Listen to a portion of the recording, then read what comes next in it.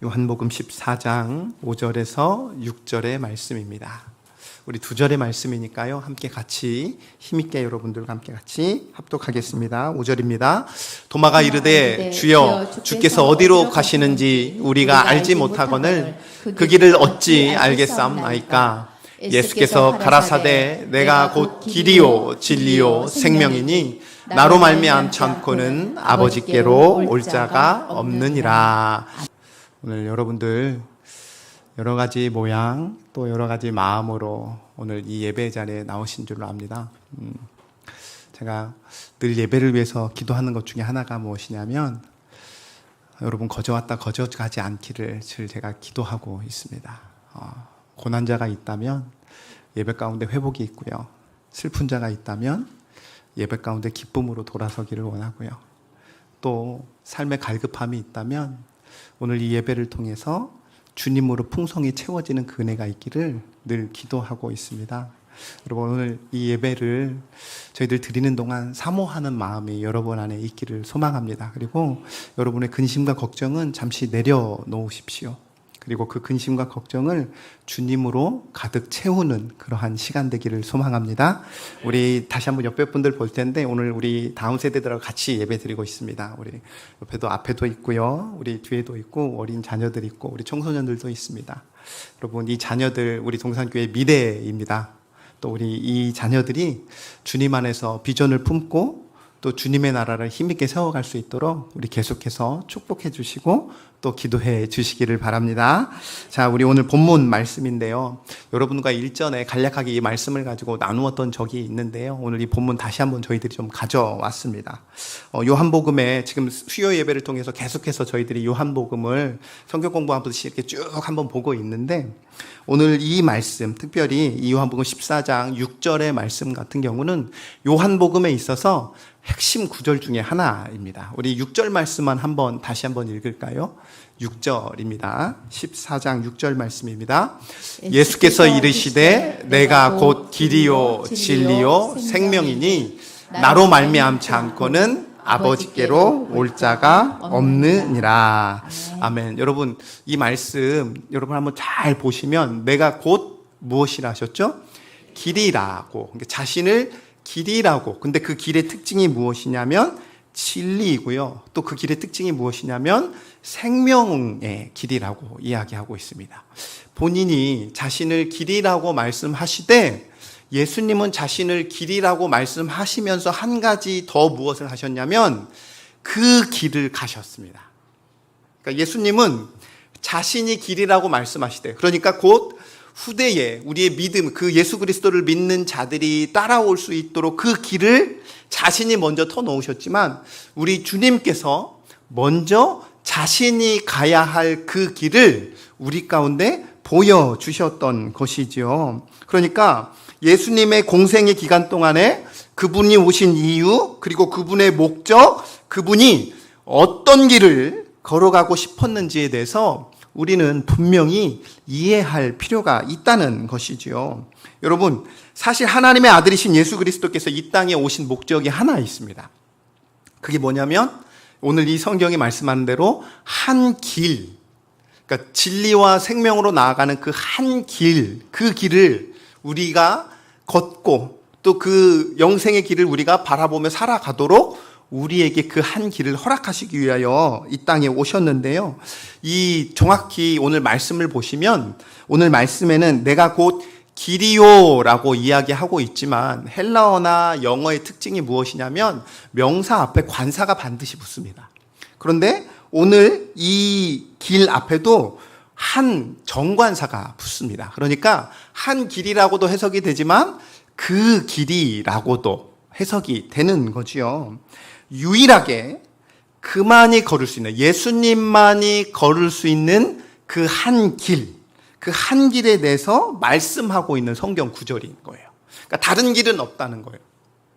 하나님 앞에 나아가는 그 어떤 길이 없다는 거예요. 오로지 그리스도 예수, 그 길밖에 없다고 오늘 성경은 말씀하고 있는 것입니다. 여러분, 우리 화면 보시면서 다 같이 그 길이 어떤 길인지에 대해서 한번 같이 읽어보도록 하겠습니다. 제가 여러 번 이 말씀을 여러분에게 가져왔는데요. 한번 같이 읽겠습니다. 시작. 하나님이 세상을 이처럼 사랑하사 독생자를 주셨으니 이는 그를 믿는 자마다 멸망하지 않고 영생을 얻게 하려 함이니라. 아멘. 말씀 보여주십시오. 네, 보시면 그 전제가 무엇이냐면 하나님이 뭐 하셔서요? 사랑하셔서입니다. 그러니까 우리에게 그 길을 허락하신 그 근거가 무엇이냐면 사랑입니다. 사랑으로 그 길을 우리에게 허락하셨고 자신이 곧 그 길이라 말씀하셨고요. 그 길의 독생자 되시는 예수 그리스도, 그리고 그 길을 우리 또한 걸을 수 있다는데 그 길은 누구에게 허락된 길이냐면 그를 믿는 자에게 허락된 길이라고 말씀하고 있습니다. 여러분, 독생자란 뜻이 뭐냐면 결국 유일하고 특별한 아들이다 라는 뜻을 가지고 있습니다. 여러분 기억하십시오. 예수님만이 하나님 앞에서 특별한 존재입니다. 즉 유일하게 하나님과 관계를 맺으신 특별한 분이시라는 거예요. 누구만이? 예수님만이요. 그 하나님의 아들이신 예수 그리스도가 그 한 길을 위해서 특별한 사명을 가지고 이 땅에 오셨다는 거예요. 사실 그 특별한 아들을 믿잖아요. 그럼 특징이 하나 있는데 우리 또한 특별한 자녀가 됩니다. 우리가 하나님 앞에서 특별한 자녀가 되는 유일한 길은 무엇이냐면 특별한 아들이신 그리스도 예수를 믿는 것 외에는 없다는 거죠. 여러분, 실제적으로 오늘 본문은 이 본문을 우리가 이해하기 위해서는 앞서 있었던 12장과 13장을 우리가 좀 계속해서 볼 필요가 있는데 특별히 12장 12절에서 16절입니다. 성경을 가지고 계신 분들은 말씀을 제가 화면에는 가지고 오지 않았는데요. 12장 12절에서 16절 말씀을 보시면 어떤 사건이 나오죠? 예수님께서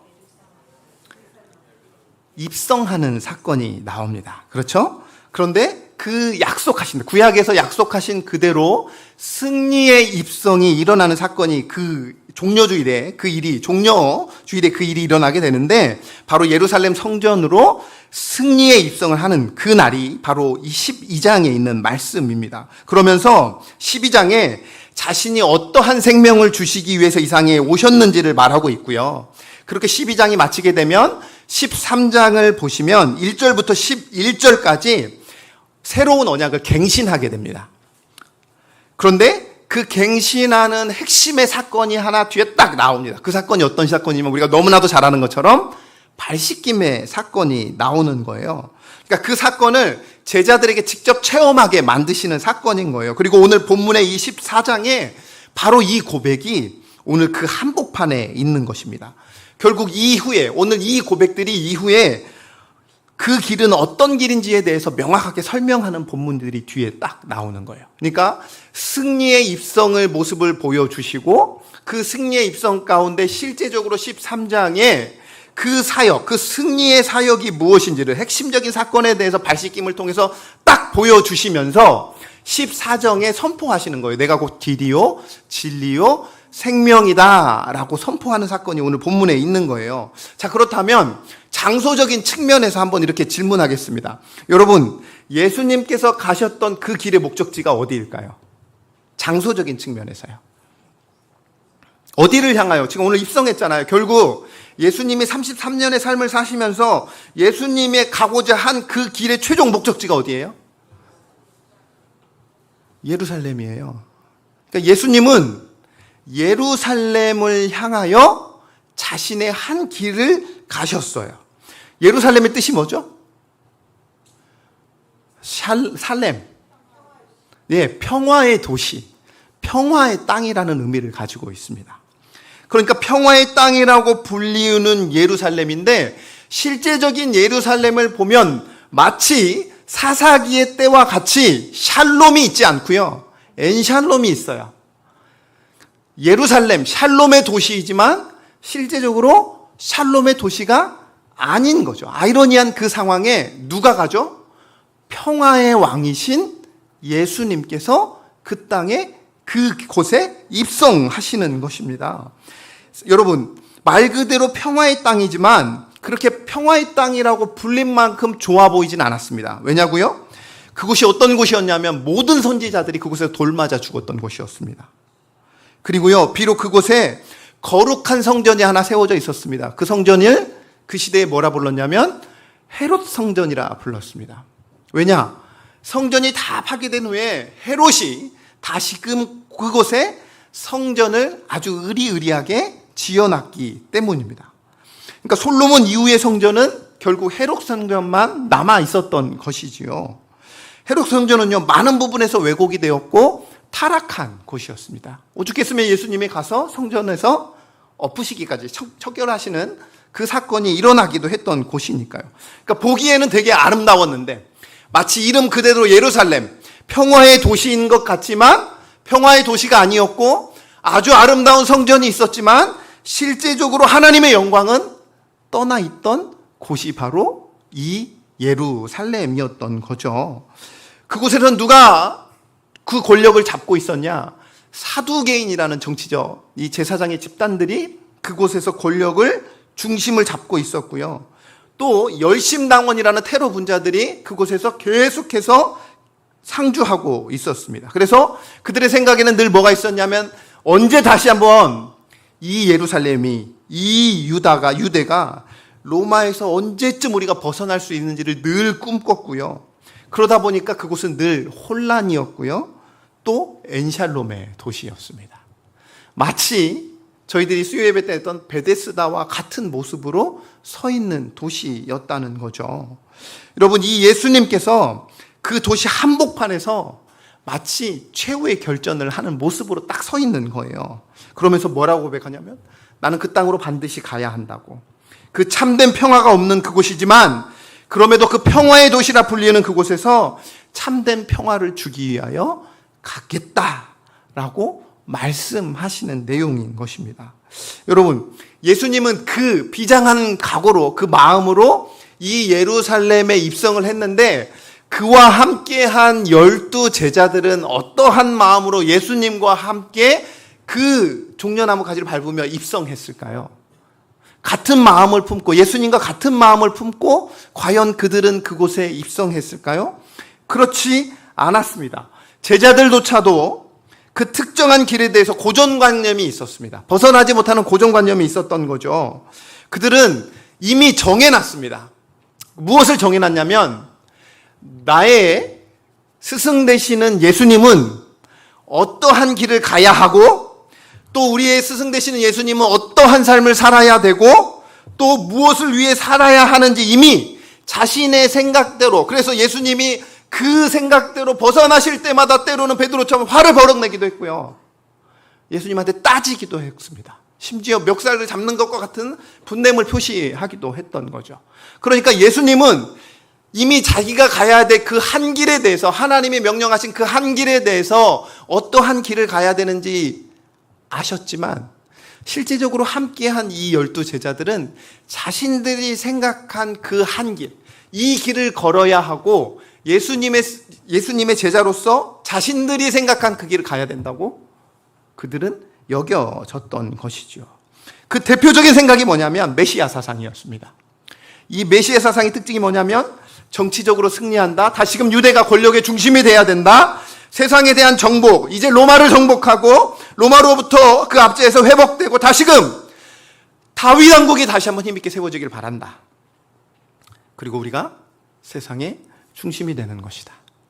이것이 그들이 꿈꿨던, 그리고 가고자 했던 그 한 길이었습니다. 그런데 예수님은 이들이 그토록 원하던 그 길을 가시기 위해서 오신 분이 아니었던 거죠. 예수님은 다른 것을 위해서 오셨다고 성경은 말씀하고 있습니다. 그게 요한복음 12장 5절의 말씀입니다. 우리 한번 12장 5절 말씀 다 같이 읽겠습니다. 시작. 자기의 생명을 사랑하는 자는 잃어버릴 것이요 이 세상에서 자기의 생명을 미워하는 자는 영생하도록 보존하리라. 네, 반복되는 단어가 있습니다. 그게 뭐죠?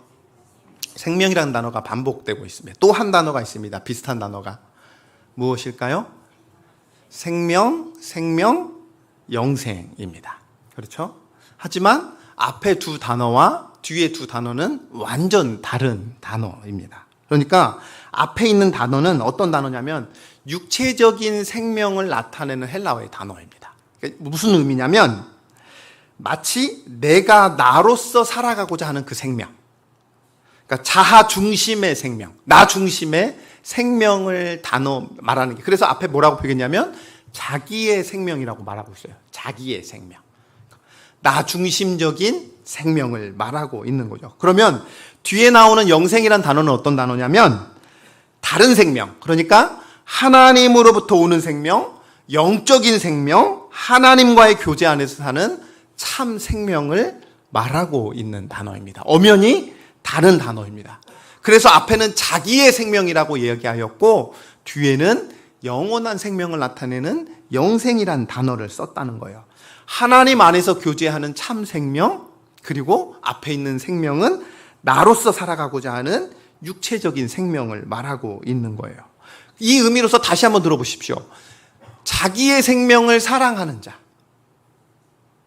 그 자는 잃어버릴 것이고, 이 세상에서 자기의 생명을 미워하는 자, 싫어하는 자는 오히려 하나님 안에서 교제하는 참 생명을 하도록, 그 영생하도록 보존될 것이다 라고 성경은 말하고 있는 거지요.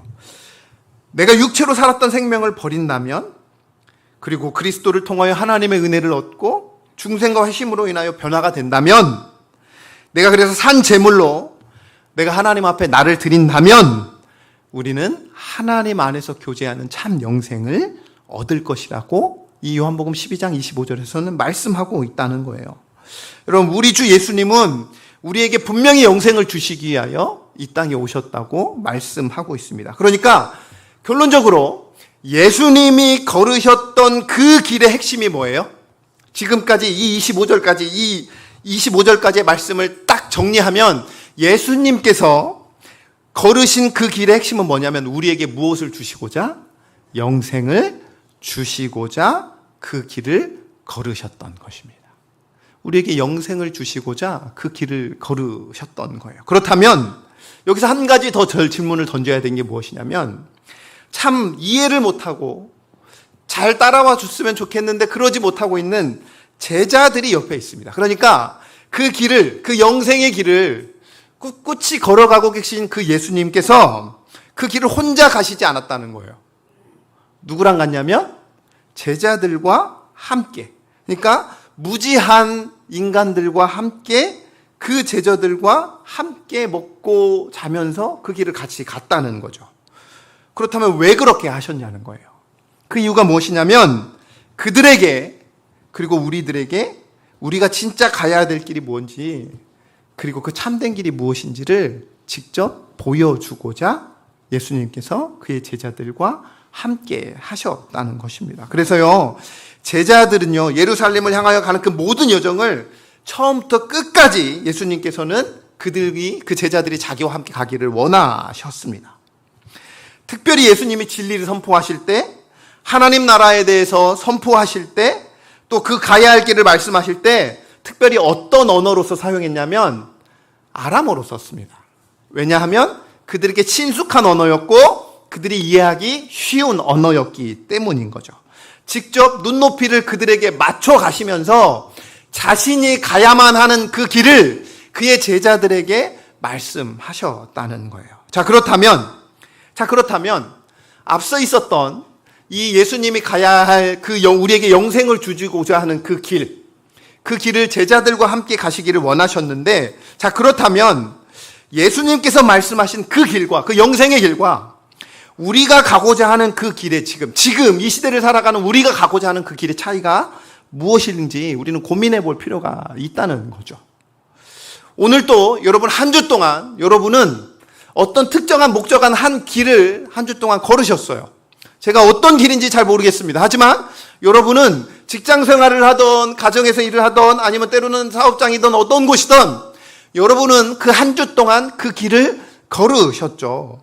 그러면 과연 성경에서 말하는 그 영생의 길과 내가 지금 걷고 있는 그 길의 차이가 무엇인지를 우리는 그 차이를 알아야 하는 것이죠. 여러분, 한번 같이 비교해 보았으면 합니다. 자, 보통 일반 사람들이 그 가고자 하는 길을 우리가 말할 수 있는데 어떻게 말을 할 수 있느냐? 우리가 걷는 그 인생의 길은요, 우리가 가치 있게 여기는 것으로 인해서 즐거워하고요, 그 가치에 맞게 살아가는 삶입니다. 여러분 한 주 동안 아마 그렇게 사셨을 겁니다. 그 가치를 쫓아서 살아갔던 삶을 여러분 한 주 동안 살아내셨죠. 그 가치를 얻기 위해서 내가 가진 시간, 내가 가진 힘, 내가 가진 노력들을 계속해서 투자하며 살아갔습니다. 잠자는 시간까지 줄여가면서 내가 가치 있다 여기는 그 길을 가기 위해서 여러분들은 그 시간들을 투자하며 한 주 동안 살아내셨죠. 그런데 좋은 결과물들만 얻으면 좋은데 그렇지 못하잖아요. 그러니까 그 결과물들로 인해서 내가 만족하기도 하고 또 반대로 실망하며 살기도 합니다. 또 때로는 그렇게 가치 있는 것을 얻음으로 해서 내가 살아있다, 드디어 내가 해냈다라는 자기 증명을 하기도 하고, 반대로 타인에게 나 이런 사람이야 라고 드러내기도 하며 살아갑니다. 이거는 가진 자든 없는 자든 많이 배운 자든 그렇지 못한 사람이든 모든 사람이 다 자기만의 가치가 있고 각 가치를 쫓아 자신의 시간, 힘, 모든 것을 다 던지며 살아갈 수밖에 없어요. 그렇게 살아가고 있는 거죠. 자, 그리고 그것을 그냥 그렇게만 하는 게 아니라 즐기면서 살아갑니다. 우리는 그러한 삶을 살아가고 있는 거죠. 그래서 우리가 가는 그 인생길에서 매 순간순간마다 하는 그 선택, 그리고 그 행위를 보면은 우리 자신이 무엇을 가치 있게 생각하고 또 무엇을 즐거워하는지를 알 수 있습니다.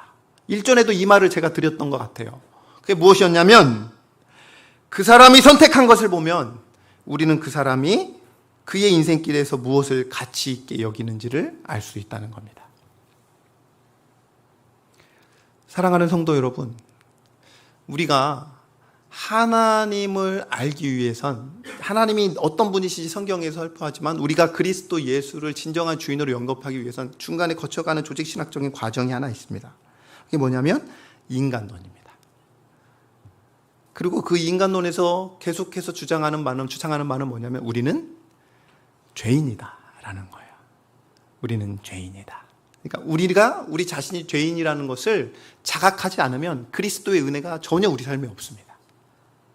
그러니까 그리스도가 어떠한 분인지를, 그분이 오늘 이처럼 길이라, 그분이 우리만의 참 길이라는 것을 자각하기 위해서는 그 앞에 우리가 어떤 가치를 쫓아 살아가고 우리는 어떤 존재인지를 우리는 반드시 알아야만 그것이 참된 영생의 길이라는 것을 우리가 알 수 있다는 거죠. 사랑하는 성도 여러분, 오늘 이 순간 잠깐 여러분 스스로에게 한번 물어봐 주셨으면 좋겠습니다. 여러분들이 어떠한 재정적인 부분이라든지 시간적인 부분이라든지 어떠한 힘이 좀 남아 있거든지 뭐 할 때 여러분들은 무엇을 하십니까? 여러분 무엇에 그 시간과 돈과 에너지와 힘을 투자하고 계십니까?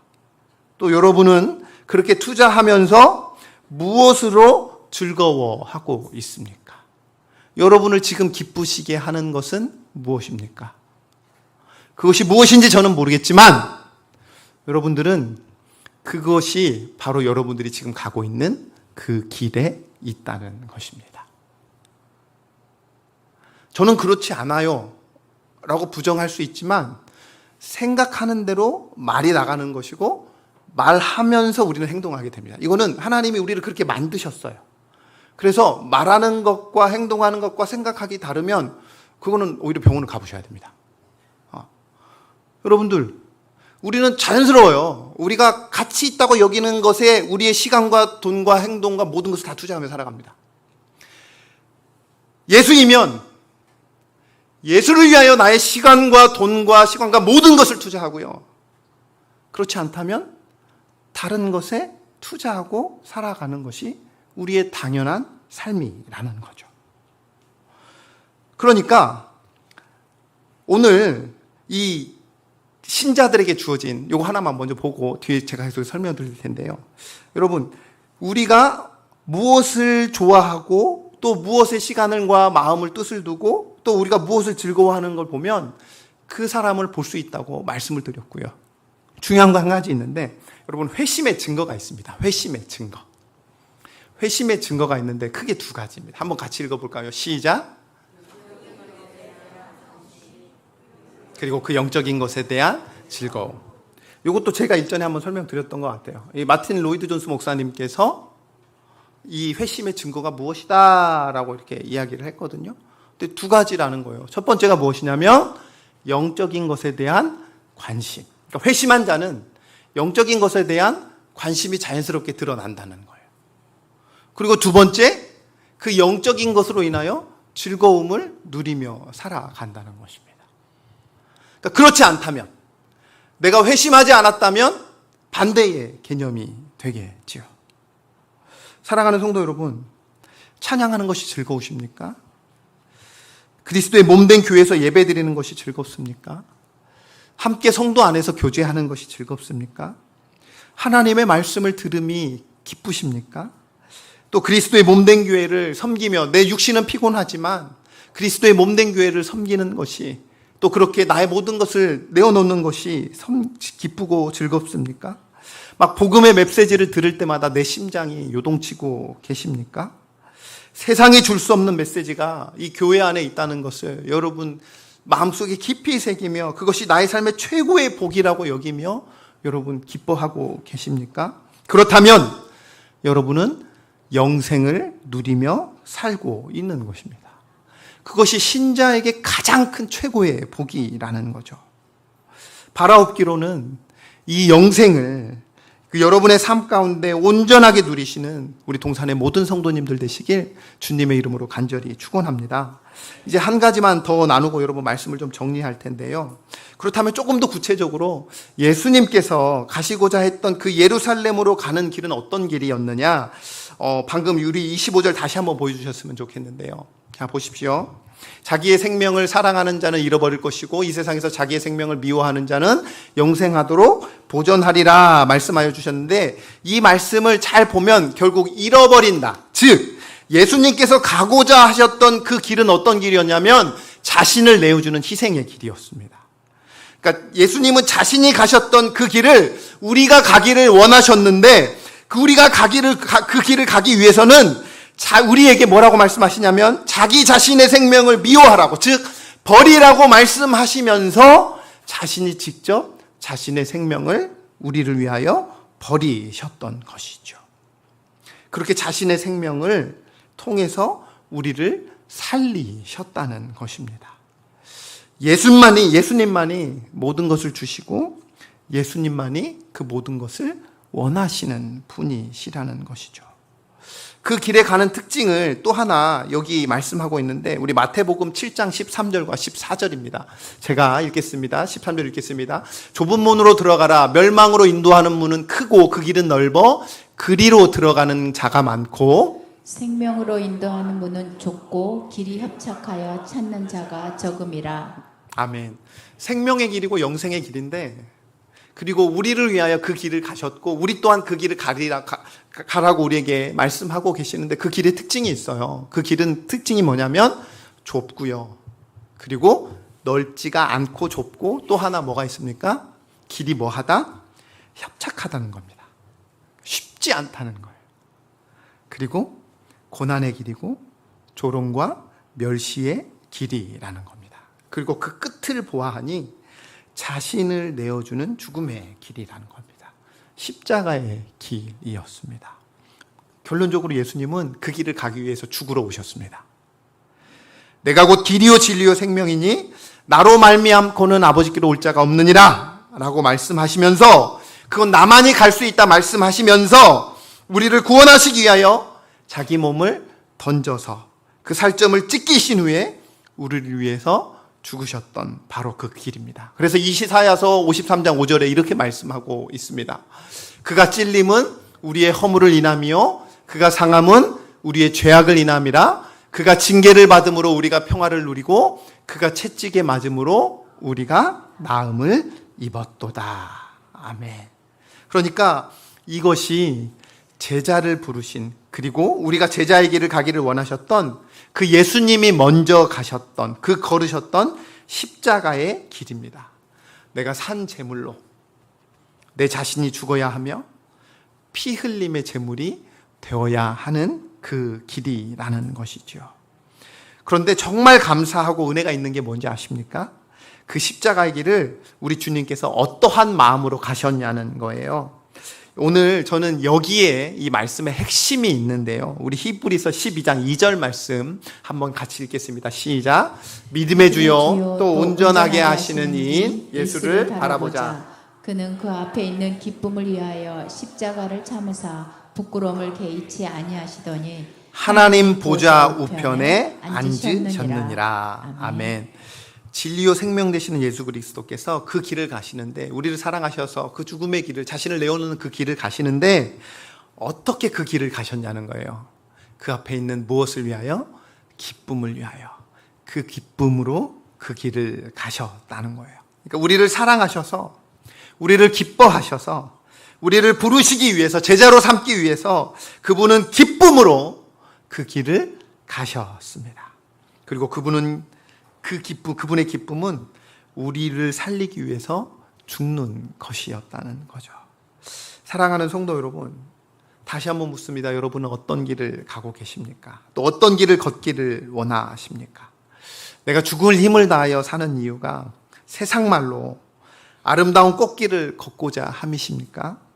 아니면 하나님을 위하여, 또 우리를 위하여 자신을 내어주신 그리스도 예수의 십자가의 길을 걷기를 원하십니까? 여러분, 믿음의 눈으로 바라보기를 원합니다. 그 길은 비록 좁고 협착하지만 그 길에 생명이 있고 그 길에 참된 기쁨이 있습니다. 그리고 그 길을 우리는 걸어갈 때에 우리는 저 영생을 누리며 살아갈 줄로 믿습니다. 사랑하는 성도 여러분, 참 재미있는 현상이 하나 있는데요. 그게 뭐냐면, 예수님께서 이 구약의 이 구원의 사건이 가장 동일시하게 여겨지는 여러 사건들 중에 하나가 무엇이냐면, 구약에서 보시면 그 모세를 통하여 이스라엘 백성을 구원하시는 사건이 있잖아요. 그러면 예수님께서 그 애굽으로부터 이들을 구원하신 후에 가나안으로 바로 던져놓지 않았어요. 어디를 거치게 하셨죠? 광야라는 길을 걷게 하셨어요. 광야라는 길을, 하나님께서 약속하신 약속의 땅이라는 그 목적지를 향하여 가기 위하여 광야라는 길을 중간에 두셨어요. 마치 예수님께서 우리에게 참 영생을 주시기 위하여 그 예루살렘으로 향하게 가기 위한 우리에게 생명을 주시기 위한 그 모든 과정 가운데 고난과 죽음이 있었듯이 그 광야의 길을 우리에게 허락하셨다는 거죠. 그런데 왜 제가 재밌는 현상이라고 말씀드리냐면, 여러분, 그 광야의 길을 이스라엘 백성들이 어떻게 걸었습니까? 그냥 아무 생각 없이 걸었나요? 그냥 자기 가고 싶은 대로 갔나요? 그렇지 않았어요. 밤에는 불기둥으로 보여주셨고요. 낮에는 구름기둥으로 인도하셨습니다. 배가 고플 때는 날마다 만나와 메추라기를 공급하시는 하나님이셨고요. 때로는 고날 때마다 또 불뱀과 또 무엇으로부터? 전갈로부터 그들을 계속해서 보호해 주셨고, 신이 헤어지지 않고 의복이 헤어지지 않도록 하나님께서 계속해서 공급해 주셨어요. 우리가 가는 그 십자가의 길도 동일하게 우리가 그 길을 걷고 소망하고 걷는다면 하나님은 우리에게 일용할 양식과 때를 따라 돕는 그 은혜를 우리에게 부어주신다는 거예요. 근데 두렵잖아요. 좁다고 보여지니까, 협착하다고 여겨지니까 그 길을 가기 싫어하는 거예요. 그런데 오늘 다시 한번 우리 가운데 이 말씀을 하고 있습니다. 내가 곧 길이요 진리요 생명이라고. 그리고 그 길은 이제 예수님께서 먼저 걸으셨기에 그의 제자들 또한 이 길을 보고 함께 걷기를 소망한다고. 근데 그 길을 걸을 때에 너희를 그냥 내버려 두지 않겠다고 말씀하시고, 때로 성령 하나님께서 여러분을 인도하시며 그 모든 불뱀들과 전갈로부터 여러분을 다 막으시고, 때를 따라 돕는 그 은혜, 물을 공급하시고, 또 먹을 것을 공급하시며, 또 더 나아가 옷과 의복이 헤어지지 않도록 여러분을 계속해서 지키시는 그 광야의 길을 여러분들에게 보여주신다는 것입니다. 그리고 공급하신다는 것입니다. 그리고 그 가운데 여러분을 계속해서 성화시키실 것입니다. 하나님의 사람으로, 하나님의 백성으로. 사랑하는 성도 여러분, 결국 그 길을 가는 자에게 필요한 건 은혜였고요, 은혜이고요, 앞으로도 은혜인 것입니다. 근데 이 진짜 은혜의 특징이 뭐냐? 이 은혜를 입은 자는요, 그 열매로서가 뭐가 맺히냐면 순종의 열매가 맺힙니다. 자연스럽게 순종하게 되는 거죠. 그래서 그 광야의 길에 하나님이 훈련시켰던 건 결국 뭐냐면 순종의 훈련이었다는 거죠. 사랑하는 성도 여러분, 마지막 이사야 40장 29절에 31절 말씀을 함께 같이 읽으며 마무리하도록 하겠습니다. 29절 제가 읽겠습니다. 피곤한 자에게는 능력을 주시며 무능한 자에게는 힘을 더하시나니 소년이라도 피곤하며 곤비하며 장정이라도 넘어지며 쓰러지되 오직 여호와를 앙망하는 자는 새 힘을 얻으리니 독수리가 날개치며 올라감 같을 것이요 다른 박질하여도 곤비하지 아니하겠고 걸어가도 피곤하지 아니하리로다. 아멘. 누구의 길을 걷는 자에게? 예수 십자가의 길을 걷는 자에게. 그 길을 바라보고 그곳에 영생이 있다는 것을 기억하고 살아가는 그 자에게 바로 새 힘을 주실 것이고 다른 박질하여도 곤비치 아니하겠고 걸어가도 피곤하지 아니하리라 말씀하고 있습니다. 오늘 이 은혜로 말미암아 더 이상 십자가의 길을 두려워하지 않기를 소망합니다. 그리고 담대함으로 그 영광의 길을 마주하시기를 소망합니다. 그 길만이 참된 축복의 길인 줄로 믿습니다. 그 길만이 생명의 길인 줄로 믿습니다. 기쁨으로 자발적으로 그 길을 걸어가시길, 주님과 동행하시길 주님의 이름으로 간절히 축원합니다.